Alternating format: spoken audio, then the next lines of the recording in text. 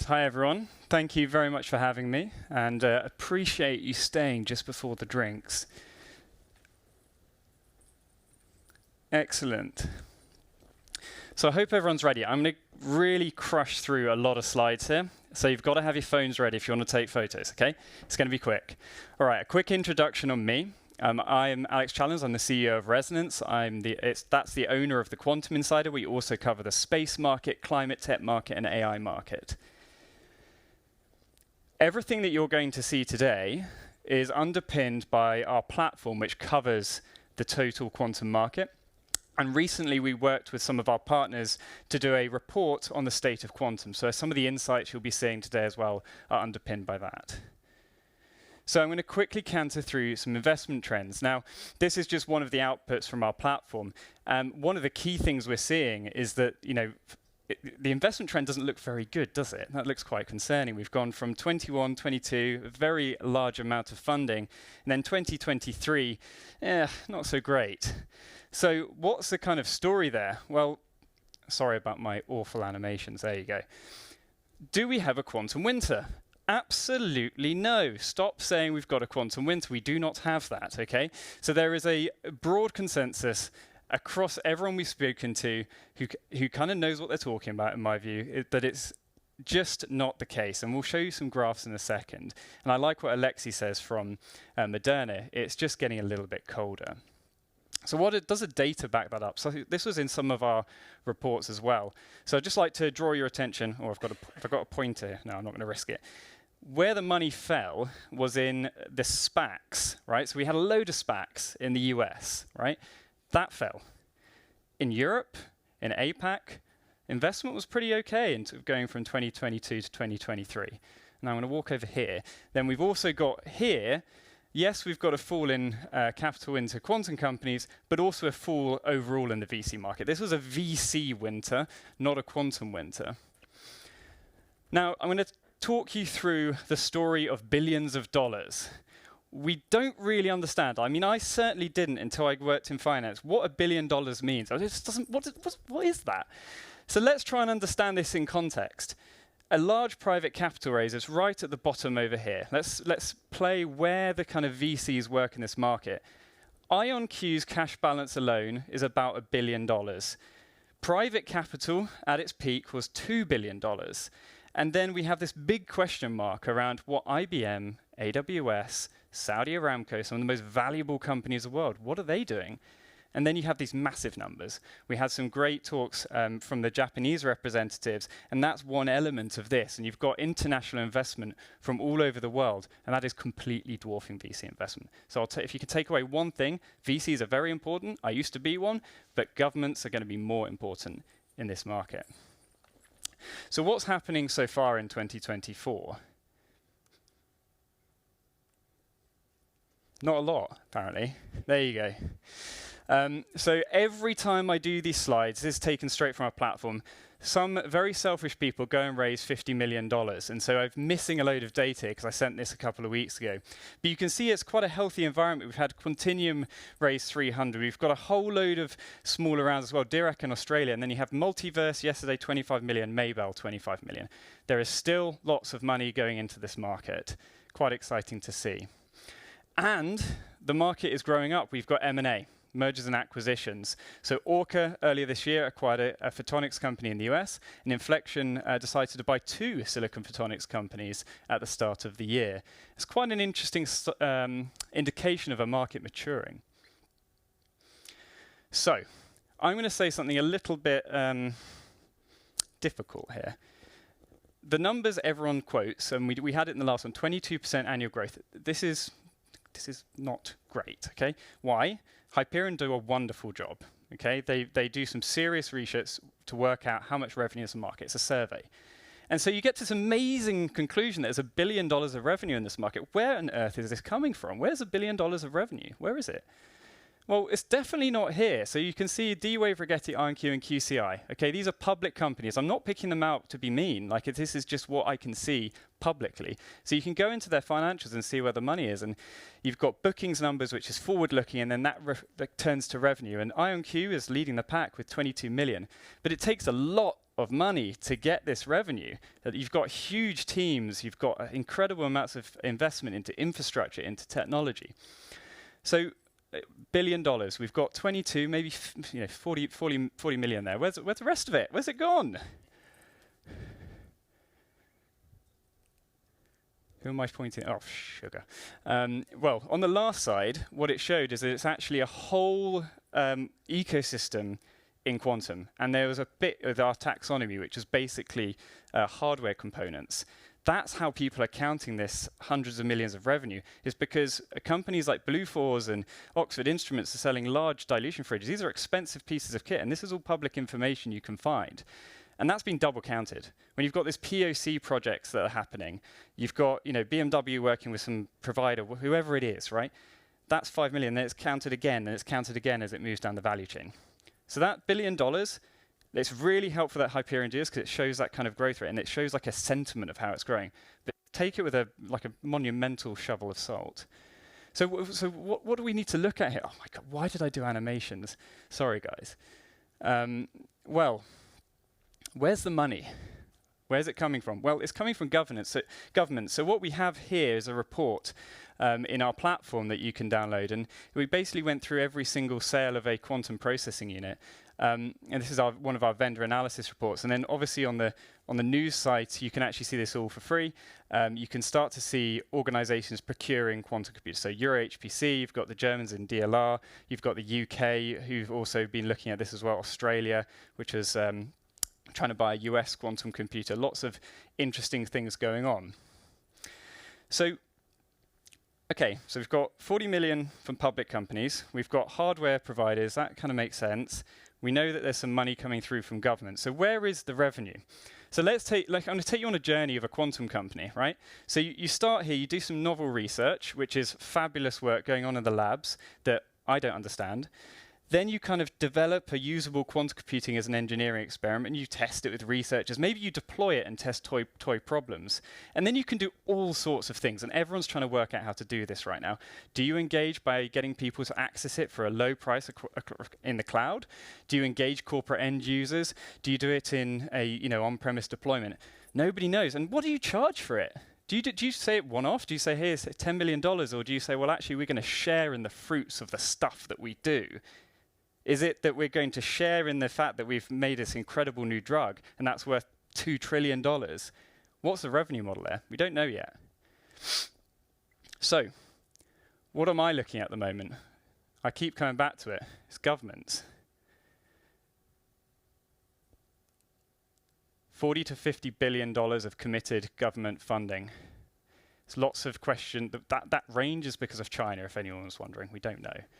It's not 15, we're kind of making up that number. And this is across 33 governments with publicly disclosed technology initiatives. And that 40 to 50 billion doesn't always include kind of defense money. So I'd see that as a lower estimate. And what does this mean? It means that this money is kind of funneling through the ecosystem. It isn't going, as I see some quantum startups in the room, you can't just go, hey, can I have some money, please? You've got to go through these programs. So you've got to maybe apply to grants. You've got to do this stuff. But there's also this other element that's coming in, which is these test centers. So in the UK, where you can probably hear I'm from, you've got the National Quantum Computing Centre. So part of the 2.5 billion budget is 100 million into a physical centre.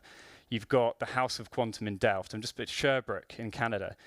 That money is flowing through into these initiatives. And it's where people are starting to test quantum. Okay, I told you I was going to go all over the place and give you lots of different things. Quantum and AI. How many of you think quantum is relevant for AI or AI for quantum? Hands up. Okay. Good. Well, let's see what the experts said, and I'm sure there's many in the room here. So what we're hearing at the moment when we talk to the market is that quantum machine learning should be continued to be explored, but if you really want to start a fight between researchers, just say quantum machine learning is going to be a big thing, and you'll have all sorts of opinions. What we're seeing is AI is cannibalizing attention away from quantum. You saw that in the investment trends as well.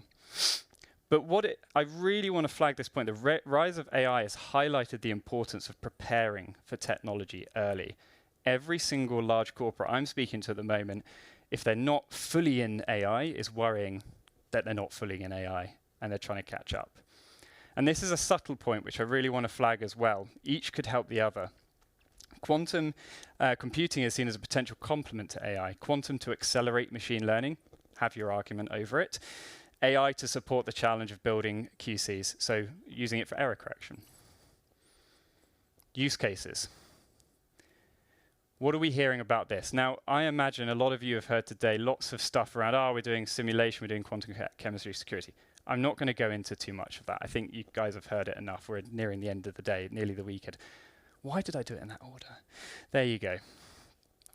Experts are really stressing that use cases will be a marathon, not a sprint. We're trying to work this out. We still haven't quite worked it out. We only have a couple of algorithmic primitives. Right, we're still trying to work out how we do algorithms at all. But it's universally recognized by experts that we need to start testing stuff. We need to start having better metrics to compare this. Shameless plug number one. We're supporting Airbus and BMW with the Quantum Computing Challenge.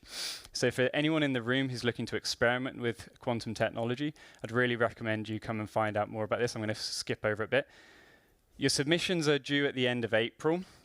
There's 150,000 euros of prize money, and frankly, the most important thing is the opportunity to align with big corporates who take quantum really seriously. So I'm going to give you a second if you want to scan. There you go. Excellent. All right, there you go. You can message me afterwards if you want this. Good. How am I doing for time? More on. I think you have the clock in front of you. Okay, good. Oh, God. Right. We'll be quick. So, before I say, because I'm not an expert, I'm just going to, wrote off what everyone else has said. What are people saying on Outlook? Well, we spoke to people from the Federal Reserve, HSBC, Dell, and there's some really interesting themes that came out of it. On-premise versus cloud is a really key debate. You've got companies who are fully on-prem looking at cloud. You've got those who are in cloud who are now deploying on-premise. And why? They're just trying to find the route to revenue. It's that line I drew before. People are starting to realize that it's very important to have on-premise deployments around data security. If you're trying to do drug discovery, anything with private confidential data, it's going to be hard to send that in the cloud to different countries, etc. Quantum computing's cost. Has anyone heard of a company called NVIDIA? Put your hand up. Yes. So we have a problem here. NVIDIA is absolutely flying. We've got this. If we're trying to beat GPUs, we're trying to beat the cutting edge of CPUs. We've got this like gradient to beat. So quantum has got to overtake a really hard moving, aggressively moving target. And so what people like McKenna at HSBC are looking at is trying to work out at what point does it start to save me some money? What point does this start to actually help me? And it's a really difficult thing to do. People are starting to get quantum ready in organizations. I think you've heard this today. There's plenty of end users who are taking this very seriously. They're doing proof of concept, trying to work it out. That, I think, is going to continue. And as I asked everyone this year, like, are you worried? Are you worried about your teams being shut down? There are teams being shut down, that is happening. But actually, I think on balance, we're seeing more and more enterprise users. I think when we first started tracking it, there was 150 in our platform. I think there's now 350 enterprise users. Some of those, yes, they've shut down the divisions, reduced funding, thrown it into AI, but I think it's a pretty healthy market. And then lots of people are talking about hybrid classical quantum solutions, and I think a lot of this is just trying to show use cases earlier on. Now, I'm just going to be ready to be pilloried here. So there is no such thing as quantum hype. Well, there is, but let's not worry too much about it. Why? Well, the hype train has steamed through. You saw the 2020, 2021 numbers, 2022. Relatively huge amounts of investment going in. 1% of the total VC market. So what I like to do is, what is the cutting edge, or we like to think the cutting edge, and Y Combinator looking at? Can anyone spot quantum? We've got climate tech, defense tech, everyone likes that, machine, lots of AI stuff, but quantum isn't here. The hype train has steamed through, and I think this is a good thing. I think there's going to be less attention with people who don't understand it and more attention on building the technology, and that's really exciting for this industry. So, just to wrap up, and I'm going to give you a couple of minutes back. If you're interested in learning more about this kind of stuff, we cover all these emerging technologies. I hope you like to see we cover it in a little bit of a more gregarious way, and we try not to take ourselves too seriously. We own several intelligence platforms which you can use to understand and track these markets. We are, half our team are developers tracking everything that's going on in the market. So I'm going to be a bit cheeky because I saw some of the work going around supply chain in the various organizations. We've done a huge amount of it as a private company, and we've literally looked at every single entity. We track like 1,200 quantum companies. Here you go.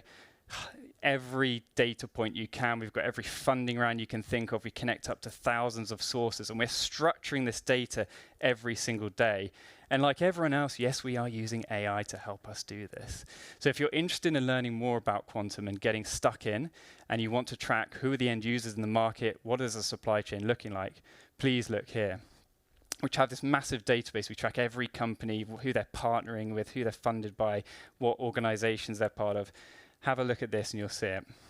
And then we also, given that we own a whole media asset, we take it very seriously what is happening in the news. So we're trying to summarize all the time what is going on in this market.